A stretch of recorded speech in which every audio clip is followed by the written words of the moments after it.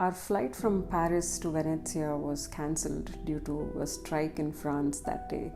We had learned about such unexpected changes from the homework we had done, but the stress of this inconvenience was real as we had to spend some considerable amount of time finding alternative ways to get to Italy.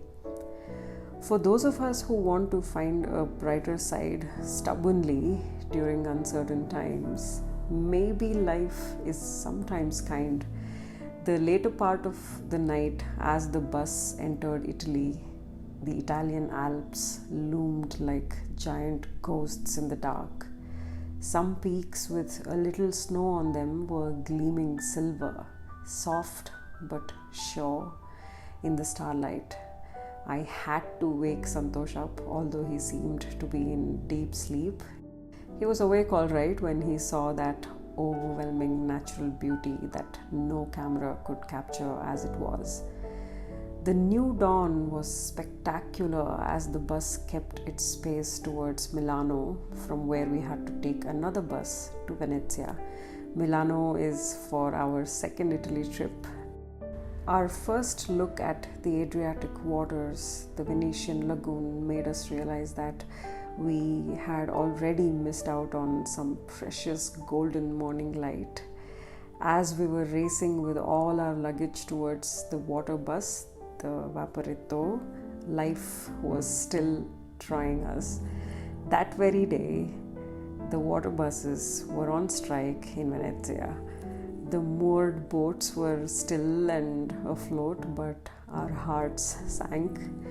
It was stressful to communicate with the locals with our very basic Italian, and we weren't able to understand their instructions. After literally running from one dock to another a few times, we decided to simply walk all the way to the apartment we had hired for our stay with all our luggage. This was supposed to be romantic, not stressful, I was telling Santosh.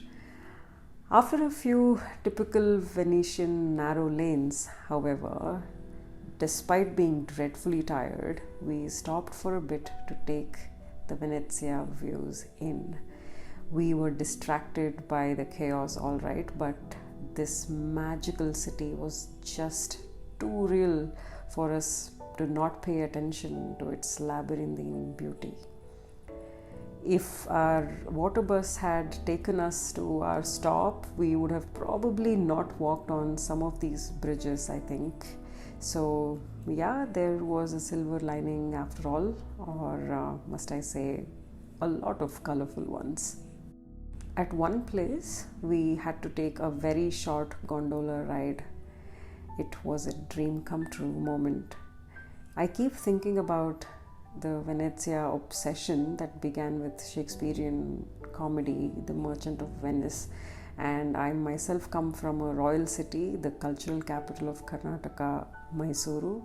But after humble beginnings, to be able to travel has been a blessing, and all the hard work that led to this moment seemed worth it. Giggling and geeking out and dragging our suitcases and meeting amused glances of luckier travelers who didn't know our situation, getting lost now and then as Google Maps also found it a bit hard to show locations accurately in such a unique city, we finally reached our apartment. The only downside, which was heartbreaking, was that we had missed our morning entry into the stunning Doge's Palace, the only pre-booked visit we missed on this entire trip.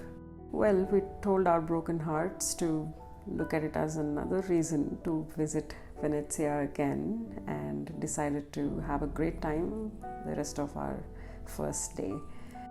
After a nice hot shower to wash off the exhaustion, we headed out into the exquisite city of bridges, of canals, of gondolas, of love. After the customary delicious first gelato experience, it was time to make our aimless meanderings focus on a purpose, to be in the Piazza San Marco, St. Mark's Square, about which we had been reading for over 6 months and watching lectures and videos by art professors and experts. The air was throbbing with music and mingled languages and pigeon flutters and bells and the wind howling through these lanes. Then one of these narrow lanes opened up to the piazza. Now the wind was not compromising on its force. The light was magnificent, divine, like light itself was God. God is an interesting idea. When you don't believe in one, everything nice could be it. The San Marco Basilica was glowing like it were quietly ecstatic about something we could never understand. The shadows cast by one part of the Procuratie on the other created this geometrical pattern that was crawling like an alive creature. The whole Campanile, the clock tower, was bathed in the golden evening light. We were to climb up the Campanile for stunning views of Venezia in a few minutes, for another overdose of architectural marvel and beauty. Until our entry time, we decided to treat our senses to everything new. The front of the basilica is the piazza, and the open space on the north side of the basilica, which is a smaller square, is a piazzetta. This adjoining open space has the Doge's Palace on one side and Jacopo Sansovino's library on the other. Of course, it was physically painful to see how grand the Doge's Palace was from the outside itself, realizing we had missed out on seeing all the glory on the inside due to the delay in the morning. Again, that was for the second trip to Venezia, to Italia in general. The piazzetta opens up to the waterway of the lagoon. The two large, lovely granite columns carry the symbols of the two patron saints of Venezia, Saint Theodore holding a spear and with a crocodile to depict the dragon he was believed to have slain in valor. This column is a copy of the original, which is in the Doge's Palace. The second column has the Lion of Venice, the winged lion, the symbol of Saint Mark. This facade of the Doge's Palace has architectural structures from both 14th and 15th centuries. All this while, we were grateful that the piazza was not flooded during our time there, and we saw the Campanile and everything under a crisp blue sky. And it was such a joy on our first evening. While Santosh busied himself with photography, I busied myself with my solitary consumption of beauty gluttonously.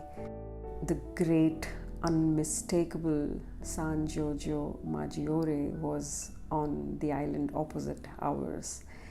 Its stately silence was stirred by the gently lapping waters on this island's edge, and in my mind, all the human sounds receded to a backdrop. The gondolas were bobbing on the waters.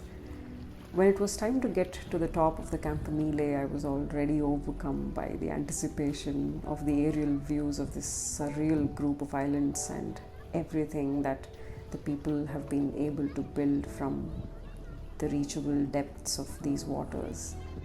As the bird views started hitting us, we were swelling with pride to simply belong to a species that was capable of this. Of course, the other side of the spectrum of the things we are capable of could wait for just a few more hours at least, because this was important too. This was in fact so very important for the soul to sustain itself, to stand its ground strong in the face of the other side of the spectrum.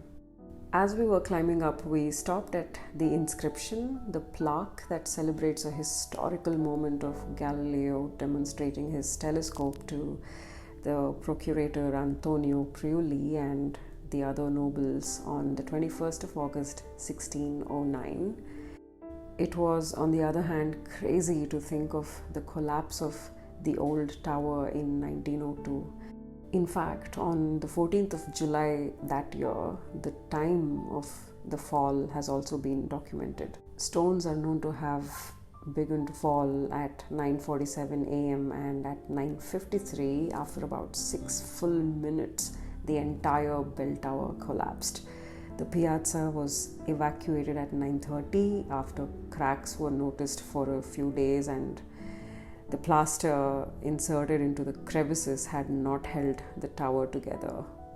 The reconstruction began with some royals pulling in the money, and international newspapers began fundraising across the world.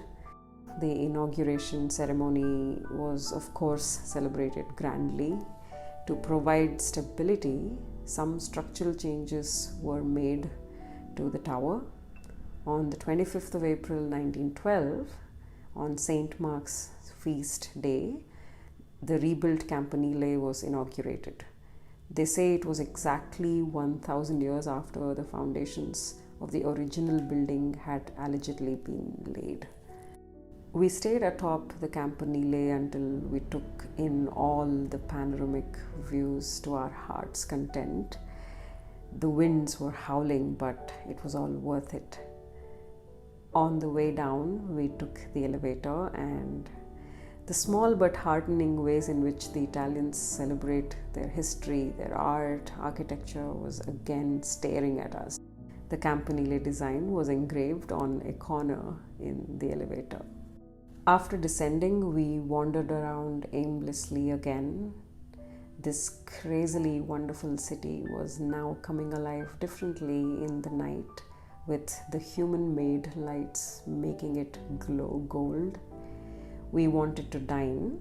Now, how to pick one restaurant when almost all of them looked welcoming? We had these lists from the internet, all right, but something serendipitous happened which still moves me and makes me ecstatic. On a narrow lane away from the bustling ones, a man's voice started wafting in towards us. This is a blessed man whose voice I have been obsessed with for a long time and hope to meet one day. Andrea Bocelli. Andrea's sonorous voice, that Italian maestro's voice in Italy. I just walked towards the lane with Santosh laughing behind me, and there was a restaurant playing Signor Andrea Bocelli's songs. I just sat at a table there. That was where we were going to dine. The wine was great, as was the pizza. Our feet thanked us for the rest. Our hearts overcome by the music, the mellow light, the light rain by this time, the conversations around us in various languages, and of course some great food and wine. Overcome overall with gratitude, a lot of gratitude. Unhurriedly, in the rain, we walked back to our apartment, crossing some more bridges again. The next day was going to be eventful too. It had to be, for after all, we were in Italia, my second most favorite country in the world after my own.